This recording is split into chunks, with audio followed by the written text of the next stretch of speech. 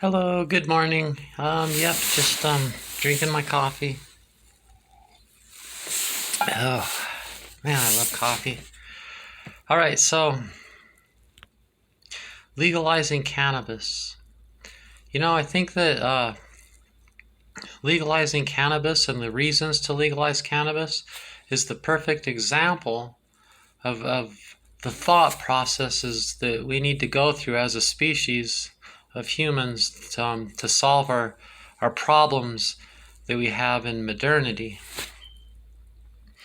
If you look at, so now I'm not a big fan of the idea that the Bible is the Word of God. I believe that it's mostly fiction, but it's really rich. It has the best teachings. It's a fantastic book. I can't imagine trying to be a good person without it. But I love how it ends. The last book of the Bible is the book of Revelations, also called the Apocalypse. Now, I know that that's not chronologically the last book that was written, but it was placed there for very logical reasons. It's like the ending of the story. And then the last chapter of that book, chapter 22, it says, like in verse 2, it says, and then we'll legalize cannabis. And then after that, it says, and let the filthy be filthy still, and let the clean be clean still, and this like Christian live and let live, like that so many Christians don't do, this Jesus style of live and let live, I should say. And then the end, that's the moral of the story. And I believe these are the last times, the end days, like they say, because it's the end of the story of the Bible. It's not the end of the species or the end of the planet. It's just the end of that era that the Bible talks about. After that, we would need new things other than organized religion and the belief that there's a man in the sky. God's within, not a man in the sky. And that what we connect with within isn't what literally created the universe. It's just how we create things. And it's also seen a similar uh, spirit of creation just everywhere, because we're connected to everything, and we're connected to something that existed before we started thinking those things. But it's thinking those things that is the true higher thing that we might call God.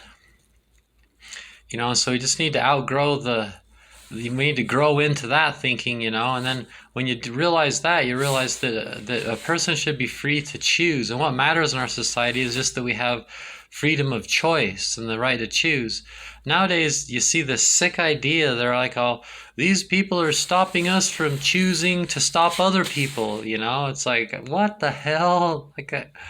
They literally call it their First Amendment right to stop other people from having their First Amendment right. And then they have enough nerve.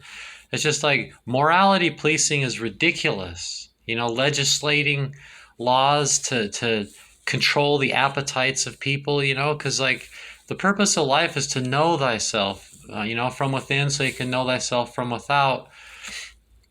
And everybody's in different places. If you look at your enemy, if you were in their shoes, you'd probably would be doing the same thing and believe in the same thing. We need to be less judgmental and not cast. If you're without sin, cast the first stone. And most of the things we argue about are arbitrary, like sin, in the concept of morality. That's arbitrary.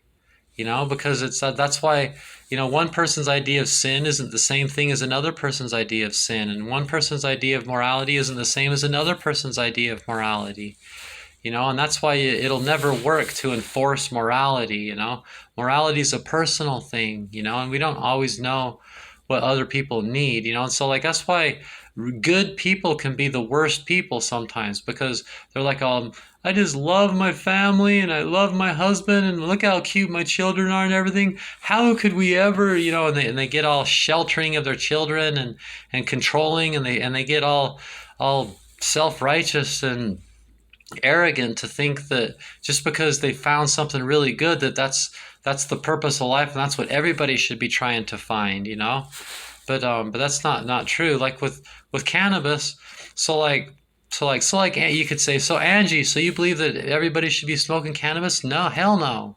For some people are just so like drug addict type people, that it just it turns into this thing where they're using it to hide from themselves and to hide from life. And it's just postponing things, you know? Those people should stop. That's the beauty of cannabis, that you can stop. And it's my experience is I've been smoking cannabis my whole life. Like right now, I'm not smoking cannabis, you know?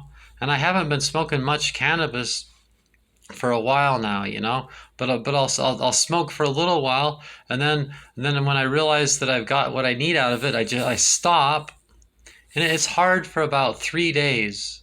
The first 24 hours is really hard. The next 24 hours is kind of hard. The third one, you're starting to get over it. By the fourth day, you're over it, and by a week you've got new habits, and it's a thing of the past, you know. And usually it feels really good to not be smoking, you know. If you can't do that, then maybe cannabis isn't the right choice for you. See, so it's a perfect example. Legalize cannabis so that choice is there, because it's the right choice for a lot of people, and it's a better choice and a more natural choice and more time tested choice. Humans have always been smoking cannabis. Thing, because like humans are always going to be searching for a drug to escape, you know. And I guess if they're going to make a wrong choice, it might as well be cannabis.